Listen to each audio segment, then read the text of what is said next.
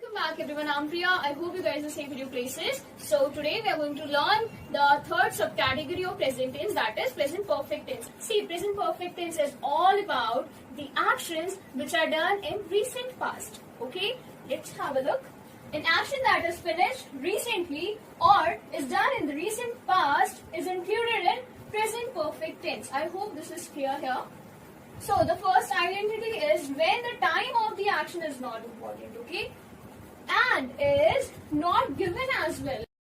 So we have to know this, that whenever in any sentence the time is not important or not given, then that sentence is included in this present perfect tense. And one more thing, the action should be done in the recent past. Okay, so here is the identity here, the second one.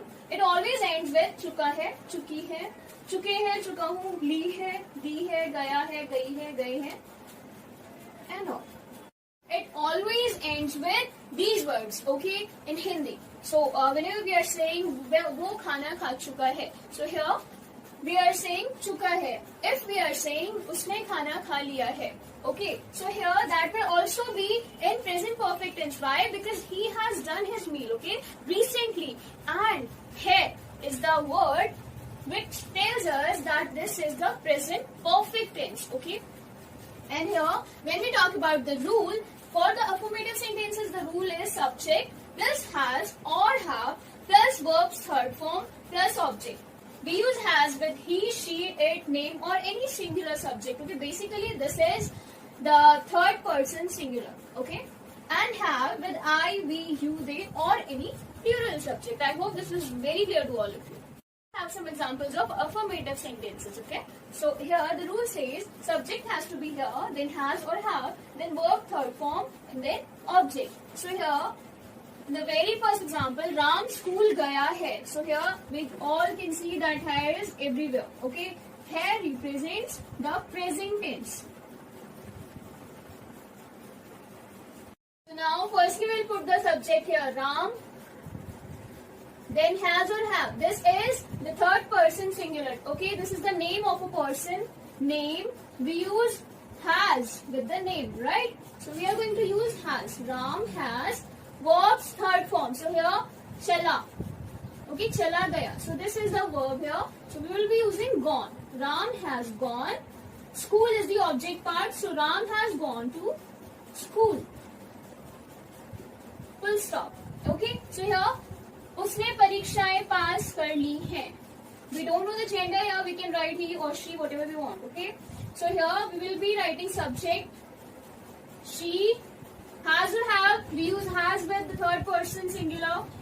She has. Then the verb third form. Passed कर ली. Okay. So she has passed. Then the object part. परीक्षाएं. She has passed the exams.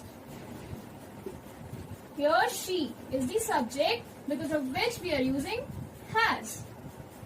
Okay. Now the third one is मेहमान जा चुके हैं. So here we are using चुके हैं because of which मेहमान is plural. So with plural, firstly subject again, the guests. Okay, this is plural. That's why we are going to use have. The guests have. Verb third form, gone. Full stop, because there is no object. I hope this is clear to all of you. Let's talk about the interrogative sentences here.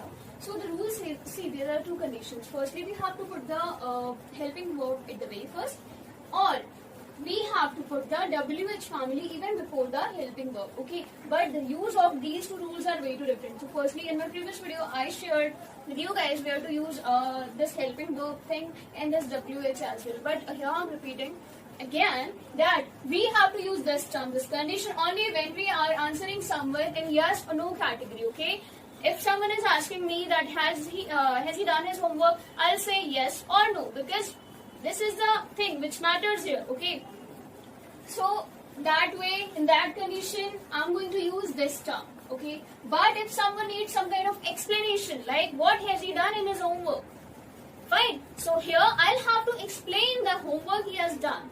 Right? So here we are going to use this term. So let's have a look here. Firstly, we have to use has or have, then subject, verbs, third form, object, and question mark. The most important thing, you guys miss it. Then the second one is WH family.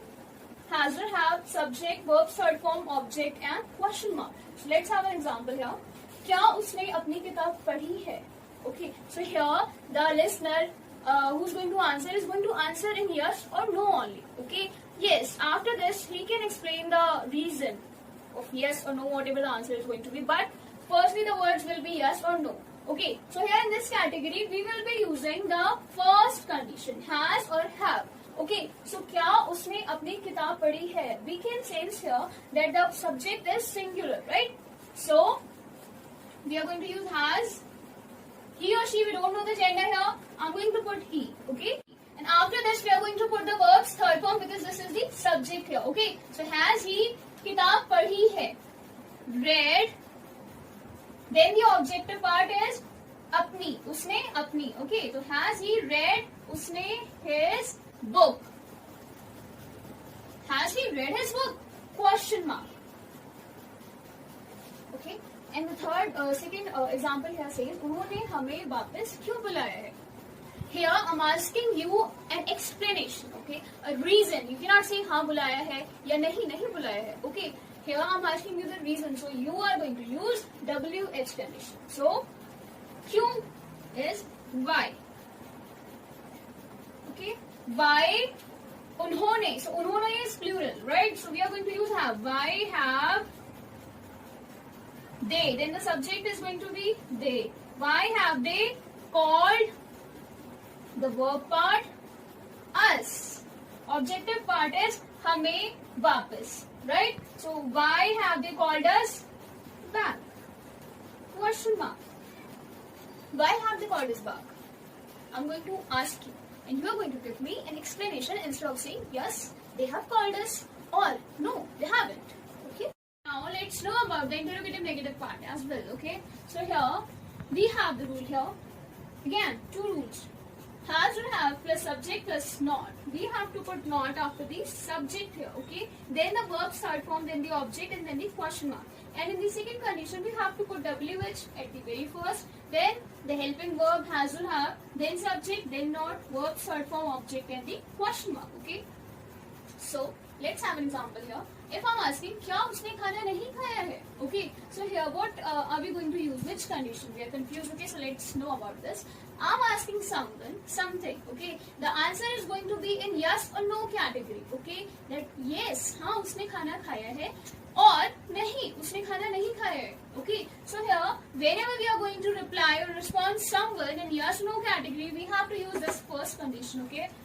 I'm again writing yes or no. And if there is any kind of explanation directly, then we are going to use this term.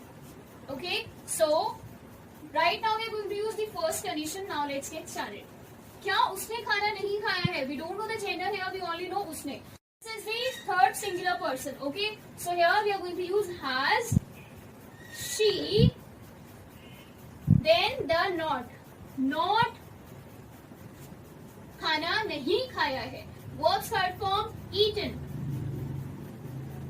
The food. Here the food is the objective part and then the question mark. Has she not eaten the food? Okay. Now the second example is आपने बिजली का बकाया भुगतान क्यों नहीं किया है? I'm asking you a reason. I'm asking you an explanation. Okay. Here you are going to use the second condition. Okay. We will be like why, then has or have. Here it's आपने, so you. We are going to use have. Why, have, subject, you, then not. Why have you not? Then the verb third form, भुगतान. Why have you not paid बिजली का बकाया, right? Why have you not paid electricity dues? Question mark. Okay. आपने बिजली का बकाया भुगतान क्यों नहीं किया है? Why have you not paid electricity dues? Okay. I hope this is clear. Just know the difference. Whenever we have to say yes or no in response, we are going to use the first category, has or have. But when we have to give an explanation directly, then we have to use WH at the first. I hope all of these things are clear to all of you guys. our next video. Till then, please take care of you and your loved ones. Be safe. Get your places.